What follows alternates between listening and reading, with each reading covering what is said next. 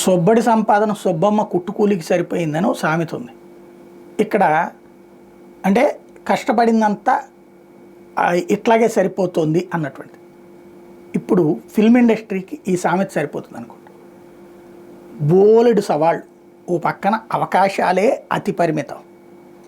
ఆ పరిమితమైనటువంటి అవకాశాలకి ఇప్పుడు రాజకీయం గ్రహణం పట్టుకుంది, మార్కెట్ గ్రహణం పట్టుకుంది, ఓ నలుగురు పెద్దల చేతుల్లో నలుగుతున్నటువంటి సినిమా థియేటర్ల గ్రహణం పట్టుకుంది.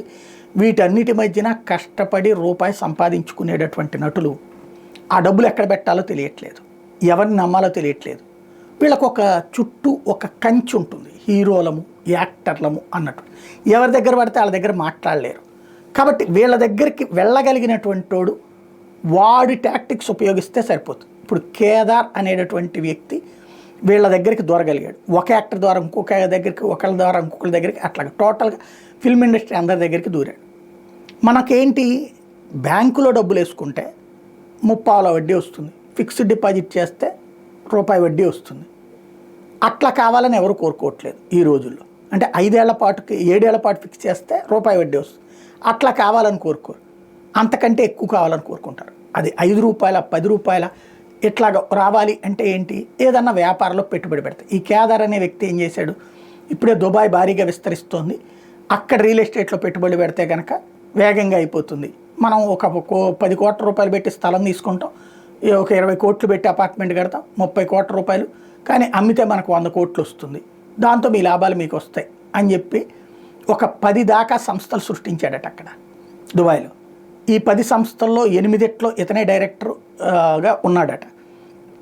సినిమా వాళ్ళతో పాటుగా గతంలో అధికారంలో ఉన్నటువంటి బీఆర్ఎస్కి సంబంధించినటువంటి నాయకులు కూడా అనేక మంది తమ సంపాదన తీసుకెళ్ళి అక్కడ పెట్టుబడి పెట్టారు. ఇప్పుడు ఆ కేదార్ అనే వ్యక్తి అనుమానాస్పద స్థితిలో మరణించాడు.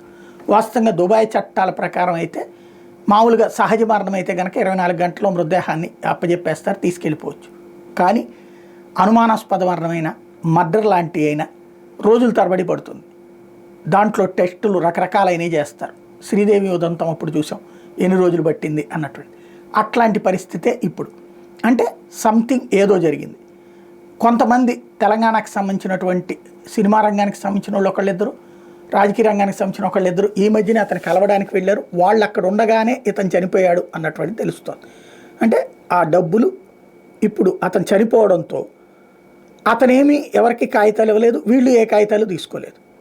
ఒకవేళ ఇచ్చుంటే ఆ కాగితాల దగ్గర నుంచి ఎవరి దగ్గర నుంచి క్లెయిమ్ చేసుకోవాలో తెలియదు డబ్బులు. ఇప్పుడు పరిస్థితి, పెట్టుబడులు పెట్టేశారు, ఆ డబ్బులు అక్కడ ఉన్నాయి, పోసేశారు. ఇప్పుడు ఆ కేదార్ మరణించాడు.